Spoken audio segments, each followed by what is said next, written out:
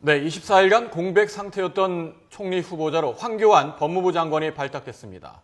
현 정부대로 국무총리의 낙마 사태가 이어지면서 이번 총리 후보 지명이 더욱 주목을 받고 있는데요. 여야 의원 출신 두 분과 함께 자세한 이야기 나눠보도록 하겠습니다. 안영환 전 새누리당 의원과 문학진 전 새정치민주연합 의원 나와주셨습니다. 안녕하세요. 네, 안녕하세요. 네. 황교안 법무부 장관, 이제 총리 후보자가 됐는데 법무부 장관이기 때문에 많은 분이 아는 것 같습니다만은 또 모르는 부분도 있고 일단 인사청문회를 앞두고 있으니까 어떤 분인지부터 정리를 해볼까요? 예. 네, 일단 현직 법무부 장관이고요. 예. 많이 언급이 됐지만 50대, 그러니까 57년생이니까 우리 나이로 만 58세. 그리고 일단 법무부 장관이 최장수, 현 정권 들어와서 정권 출범기에 법무부 장관에서 아직까지 예. 하고 있는 예. 외국과 비교한다면 말이 안 되지만 아무튼 국내에서는 예. 우리나라에서는 지금 이 정권 들어 최장수 장관을 하고 있고요. 예. 야당에서 계속 지적해 왔죠. 공안검사 출신이라는 거. 공안통이라는 건 부인할 수 없는 사실인 것 같고요. 그리고 이제 강단 있고 국가관이 투철하다. 그래서 지난번에 동진당 관련해서 네. 예. 위원 정당 해산 관련해서 직접 장관이 직접 나서서 헌재 가서 소외 소송을 예. 하기도 하고 아무튼 대통령이 굉장히 좋아하는 스타일입니다. 그런 국가관과 강단 있고 성실함 때문에. 예. 그래서 그런 여러 점들이 고려돼서 총리 지명이 되지 않았나 싶습니다. 예. 네, 사실 총리로 내정되기까지 황교안 장관과 끝까지 접전을 벌였다라는 이야기도 나오고 있는데요. 황교안 법무부 장관을 최종적으로 발탁한 이유, 배경이 뭐가 있을까요? 저는 이렇게 보죠. 박근혜 대통령의 그 인물을 고르는 안목. 네. 야구에서 왜 이 타자가 이 선구안이라고 그러잖아요. 이 볼 고르는 거. 역시 탁월하구나. 무슨 뜻이냐면 황교안 검사 그리고 법무장관 박근혜 대통령 취임하고 법무장관 임명되고 지금까지 장수 법무장관을 했는데 예. 그간에 이 검사 때 또 이 장관을 하면서 이 업무 수행하는 거를 이렇게 지켜보면 역시 모범생이구나. 무슨 말씀이냐? 예. 우리 당 지금 원내대표하는 이종걸 의원하고 경기고등학교 동기동창입니다. 예. 이종걸 의원이 전에 저한테 그런 얘기를 하더라고요. 저 황교안이 자기하고 이제 동기인데 유신 우리 때 그랬지 않습니까? 예. 또 80년대 겪으면서 이종걸 의원 경우는 말하자면 이 정국, 시국에 대해서 정말 이래서는 안 되지 않냐 예. 그런 문제의식을 가지고 그 아마 고등학교 동기가 그것도 유명한 지금 정의당 하는 노회찬 전 의원 예. 같이 동기였던 모양인데 이 노회찬이나 이종걸이나 이제 이런 사람들은 좀 밖으로 뛰어나가고자 했던 그런 시국 인식 예. 이제 이런 걸 가지고 있었는데 이 황 장관, 황 총리 지금 지명자 도서관에서 아주 성실히 공부만 했던 모범생 이렇게 얘기를 들었어요. 근데 예. 검사 또 장관 하면서 이렇게 쭉 지켜보면 역시 위에서 시키는 것을 아주 성실히 별 문제의식 없이 예. 심부름 잘하는 윗사람이 보기에는 이 경우에는 박근혜 대통령이 보기에는 정말 충직한 부하다. 자신의 그 이데올로기, 이 사고방식과 또 크게 다르지 않고, 예. 그러니까 일 시키기 참 편하다. 이런 생각으로 박근혜 대통령이 수첩에서 역시 골라낸 정말 선구안이 돋보이는 그런 인사다. 이렇게 봅니다. 그러니까 칭찬이신지 아닌지 잘 모르겠습니다.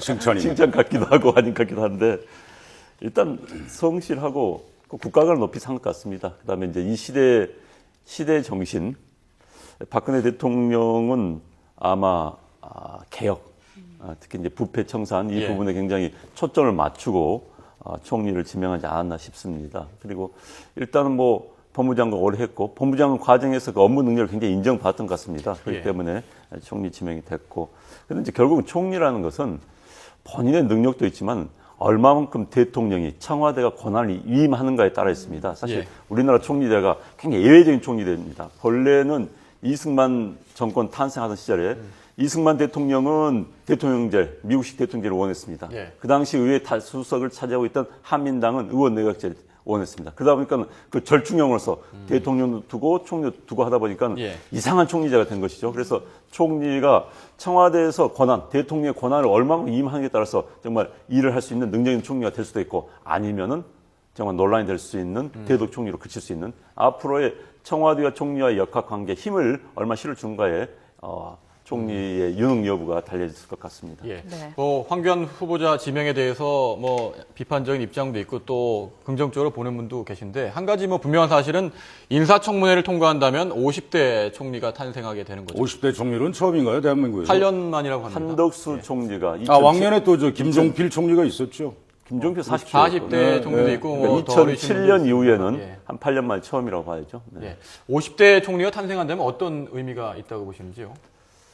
글쎄 나이로 큰 세대 교체라 이렇게 볼 수는 예. 없는데 어찌됐든 젊은 총리다 보니까 내각에서 좀 분위기를 좀 바꾸는 그런 효과는 있겠습니다만은 크게 현재 내각 자체가 총리보다 나이 어린 사람 한 3명 정도밖에 안 됩니다.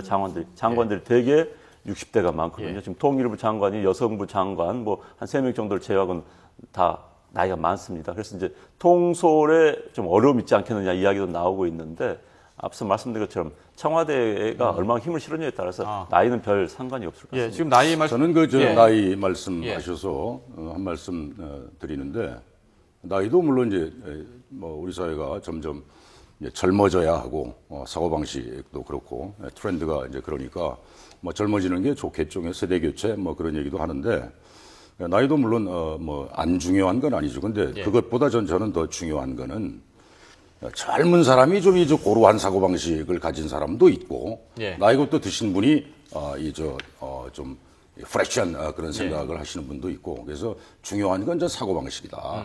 철학이다. 이렇게 보거든요. 근데 황교안 지금 지명자 경우에, 우리가 다 국민적 공감대가 형성이 돼 있고 한 문제, 4.19와 5.16을 어떻게 볼 것인가. 이게 아마 인사청문회에서 이게 집중적으로 아마 다뤄질 거예요. 예. 2009년으로 기억하는데 집회와 시위에 관한 법률에 대한 해설서 이 책을 황지명자가 낸 바가 있어요. 예. 거기에서 우리 지금 4.19 혁명으로 다들 이제 공인된 거 아닙니까? 그 용어 자체가. 근데 이걸 혼란이었다. 4.19가 혼란이었다.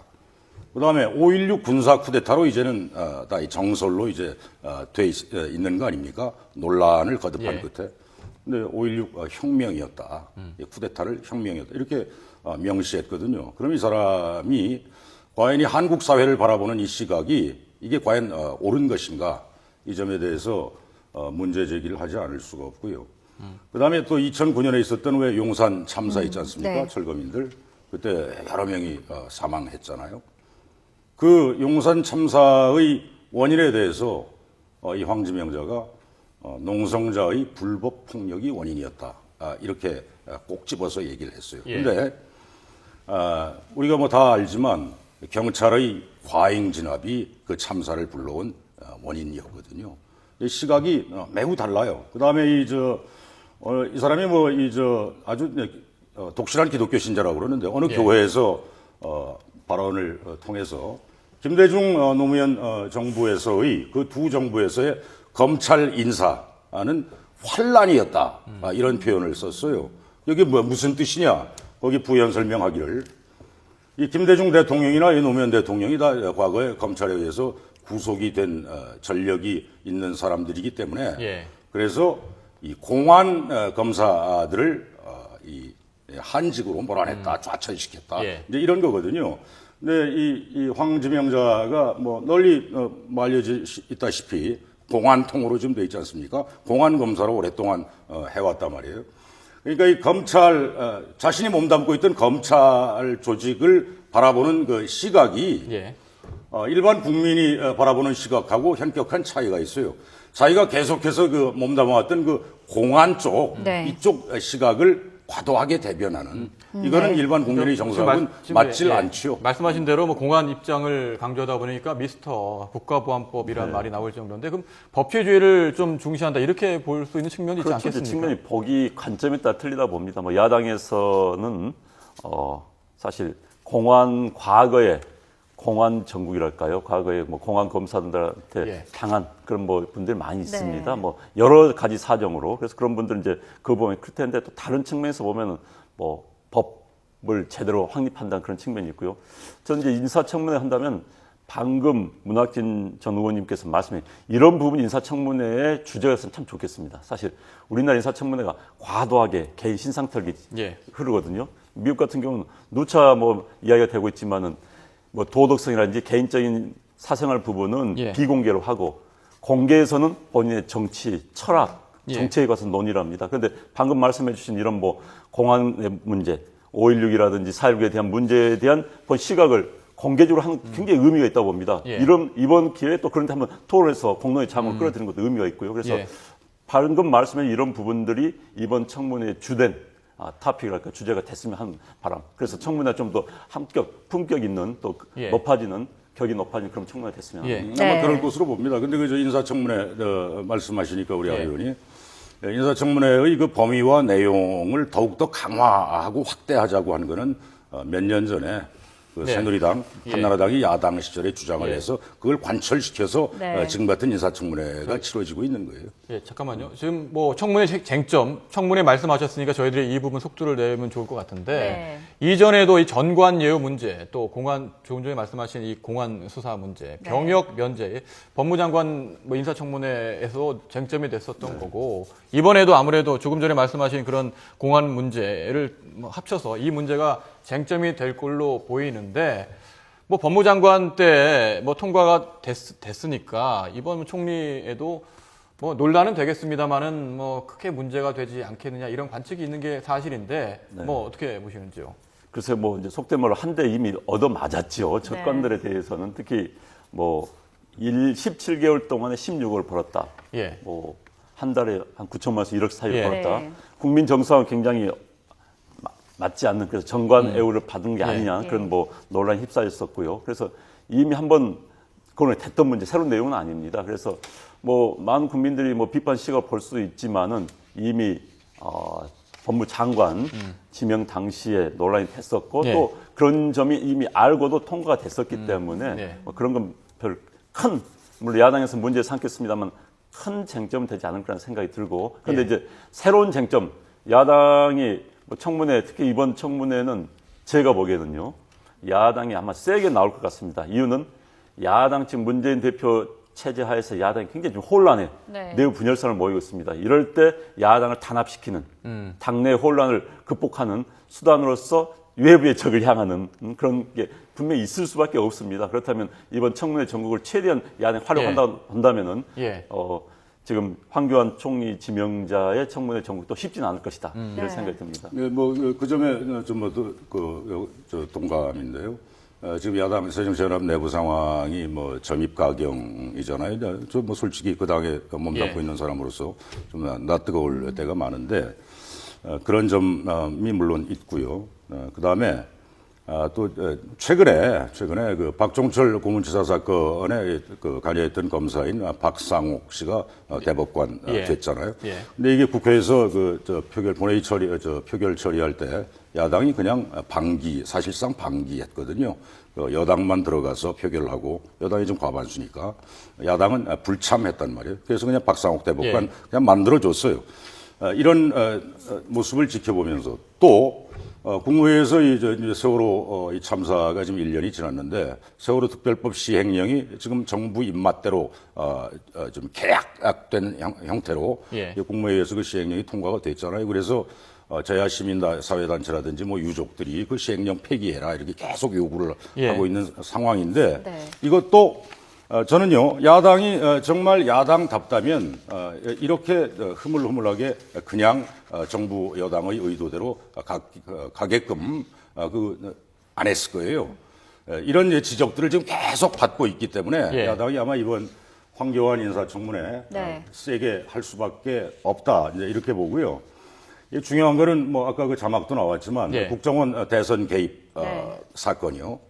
이건 사실은 이 국기를 흔드는 사건이거든요. 국정원이 정보기관이 대통령 선거에 직접 뭐 댓글 달고 뭐 이렇게 해가지고 개입을 했다. 그래서 당시 원장, 국정원장이었던 원세훈 씨가 지금 구속 상태 아닙니까?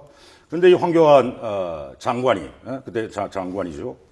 불구속을 계속 주장했다고 원세훈 전 원장에 대해서. 근데 결국 법원이 판단을 해서 원세훈 전 원장을 구속을 시켰어요. 그 다음에 대선 개입 사건 그 연장선상인데 당시 이걸 선거법으로 처리하려고 했던 최동욱 검찰총장 청와대의 의중과 달랐다 이거죠.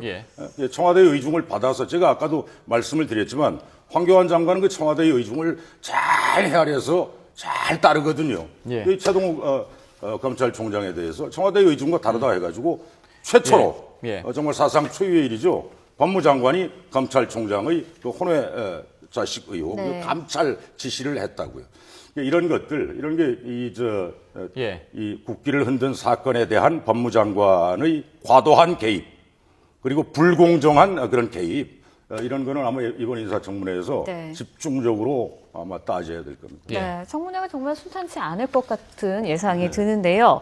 황교안 후보자가 인사청문회를 통과를 한다면요. 사실 박근혜 정부 3년차를 이끌 당정청의 새 진용이 꾸려지는 겁니다. 뭐 김무성, 이병기, 황교안 세 사람의 호흡은 어떨까요?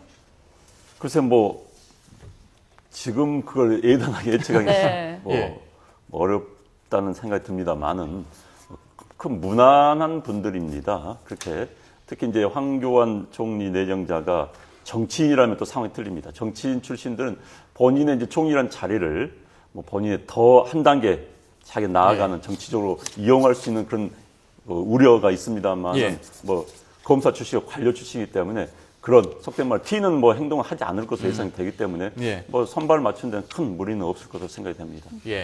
어떻게 보시는지요? 그야 아까 모두에 말씀드렸지만 박근혜 대통령이 탁월한 선관을 발휘해서 그렇게 이제 진용을 짜겠다는 거 아닙니까? 물론 황교안 총리가 될지 안 될지는 모르지만 되면 아마도 박근혜 대통령의 이 정치 스타일로 보면 지금까지 보면 책임 총리 아까도 그런 얘기 나왔는데 그거는 지나가는 강아지도 웃을 얘기죠. 거의 제가 100% 예측합니다. 책임 총리 할 수가 없어요. 다 틀어지고 감나라 배나라 하기 때문에 아마 이 황교안 총리 경우에 충실히 대통령의 뜻을 받들어. 과거에 김기춘 전 비서실장이 그런 표현을 썼죠. 윗사람의 뜻을 받들어. 이게 무슨 왕조 시대도 아니고 아마 거기에 아주 최적의 인물일 겁니다. 물론 이런 말씀하신 문 의원님 시각도 있습니다만은 국정 장악력 측면에서 이 법무장관을 잘 수행해 왔고 또 나머지 분들 조금 전에 말씀한 이병기 비서실장이나 김무성 대표와도 호흡이 잘 맞아서 잘해 나갈 거다 이런 시각도 있는 게 사실인데 어떻습니까? 그런데 한 가지 우려되는 건 조금 전 말씀하셨습니다만 50대 총리가 되면은 다른 분들보다 나이가 어리기 때문에 혹시 행정 부분에서 다른 장관들과의 호흡이라든지 이런 부분이 좀 어려움이 있지 않겠느냐 이런 부분도 있는 게 우려도 있는 게 사실인데 글쎄 그 우려는 가능한다고 생각합니다만 아까 앞서 말씀드린 것처럼 사실 각 부서의 책임자 장관들은 자기 업무를 하는 겁니다. 그리고 총리가 조정을 하는 자리인데 크게 따진다면요. 그런데 나이는 그렇게 중요하지는 않습니다. 사실 권한이 헌법상의 권한이 주어지고 있습니다. 그리고 이제 가장 중요한 건 앞서 또 이야기 말씀드렸지만은 청와대가 얼마나 힘을 실어주냐가 중요하죠. 권한으로 나눈다면 황우여 총리는